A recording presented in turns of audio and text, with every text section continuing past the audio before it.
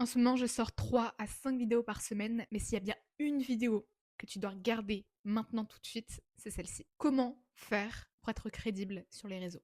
Comment développer son personal branding sans tomber dans les contenus trop intimes, trop journal intime, en étant crédible, en donnant confiance, tout en développant sa visibilité et développer son chiffre d'affaires. Je te dis exactement ce que j'aurais, moi, aimé savoir il y a 2 ans quand je me suis lancée, quand j'avais pas les bonnes informations, quand j'avais pas de personne me permettant de me dire exactement qu'est-ce que je devais faire au moment venu. Donc là, je vais te dire exactement ce que tu dois faire maintenant pour développer ta visibilité, pour développer ton personal branding et ta crédibilité sur les réseaux.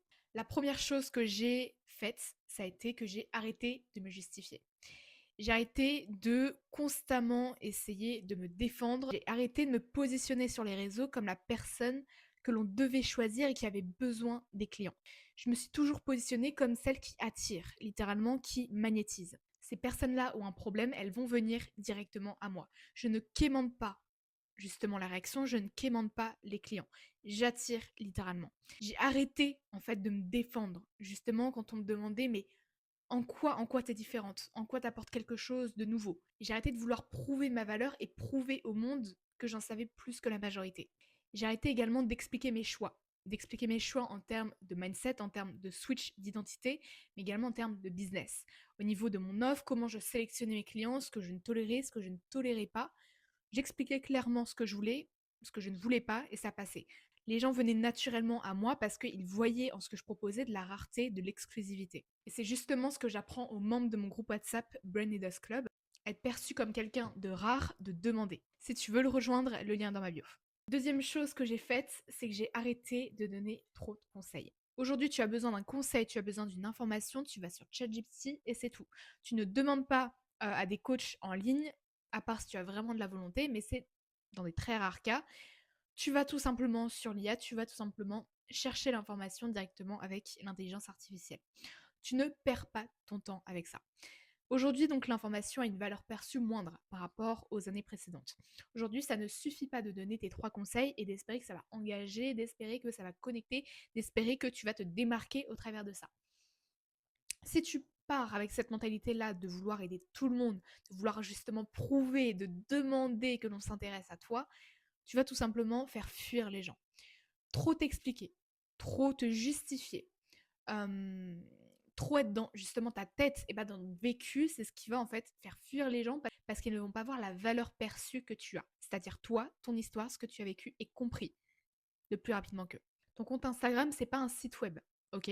Ce n'est pas un site web. Les gens veulent te comprendre, les gens veulent te connaître, les gens veulent savoir quelle est ta vision, les gens veulent s'attacher à ton personnage avant de s'intéresser à ton produit, à ton service. Retiens-le toujours, la décision est émotionnelle. On rationalise avec des éléments rationnels, mais les décisions sont uniquement émotionnelles. Ce que l'on achète, c'est la personne. Ce que l'on achète, c'est la mentalité. Ce que l'on achète, c'est le switch mental, l'identité que l'on veut prendre du coach, de la personne qui va nous enseigner quelque chose. Donc aujourd'hui, si tu pars avec cette mentalité-là, tu dois prouver ton expertise, tu dois montrer que tu es le meilleur sur le marché, tu dois te prouver que tu as les meilleurs témoignages, c'est pas forcément ça qui va te permettre de vendre. Alors oui, c'est très important, mais c'est pas l'unique chose. Sinon, crois-moi, on achèterait tout chez les millionnaires.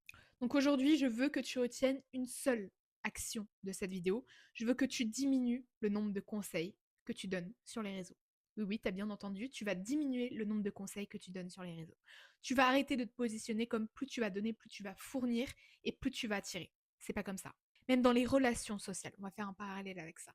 Au début d'une relation, c'est pas forcément celle qui va prouver, qui va montrer que la personne est intéressée, qu'elle va forcément plus attirer et permettre de développer l'attachement, développer les sentiments. Au début, justement, faire comprendre à l'autre que tu es exclusif, que tu tiens quelque chose de rare, que tu ne te donnes pas à tout le monde, c'est exactement ce qui va lui permettre d'être attiré par toi. Donc arrête d'avoir cet esprit-là de pénurie, de plus tu vas te donner, plus tu vas te restreindre, plus tu vas te contenir et plus tu vas attirer à toi. C'est totalement faux.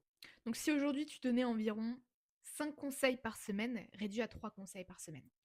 Donc aujourd'hui, concrètement, le fait que j'ai justement eu ce switch mental, qu'est-ce que ça m'a permis d'avoir, de avoir comme opportunité et d'atteindre comme résultat concrètement avec mes réseaux et mon business.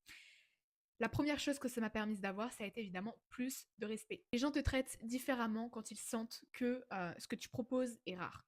Tu n'es pas juste un ChatGPT ambulant, tu es quelque chose de plus, tu es une énergie, tu es une identité auquel les gens veulent prendre, auquel les gens littéralement sont comme admiratifs envers ça.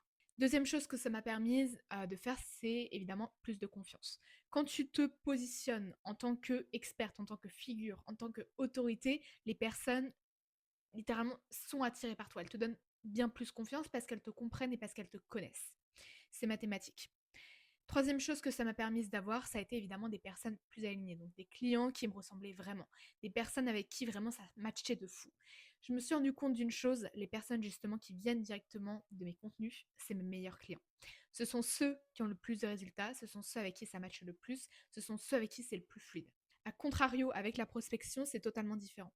Les personnes ne sont pas forcément alignées, ne sont pas forcément engagées, ce ne sont pas des vrais clients fidèles qui me suivent et avec lesquels je travaille longtemps. Et justement, si tu veux apprendre à faire ça, comme je te l'ai dit, ici, je ne peux pas tout te donner dans cette chaîne YouTube, mais par contre, vraiment le cœur de ce que moi je propose, ça va être dans mon canal WhatsApp Brand Leaders Club.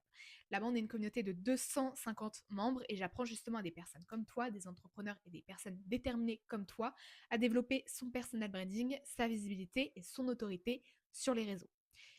Je te donne des conseils pratiques. Je te donne également de mon ADN dans le mindset. Je te donne exactement ce qui me permet aujourd'hui d'atteindre des résultats que j'ai aussi rapidement et aussi jeune. Je te donne littéralement en fait le 80-20 de ce qui moi m'a permis de développer ma visibilité, mon chiffre d'affaires et mon business. Donc si tu veux le rejoindre, le lien est dans la description de cette chaîne YouTube. Sinon, tu retrouves le lien en bio. Je te retrouve là-bas pour plus de conseils.